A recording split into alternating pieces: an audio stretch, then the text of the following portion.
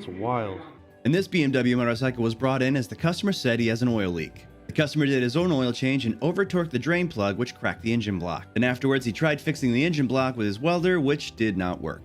This car was brought in as a customer said it overheats and the heat blows cold. The technician found that the customer had a meat thermometer probe installed in one of the coolant hoses and the other in a charged air cooler hose, which he said he did this to monitor the coolant coming in and out of the engine block. The technician found a leak from a hose which caused the customer's concern.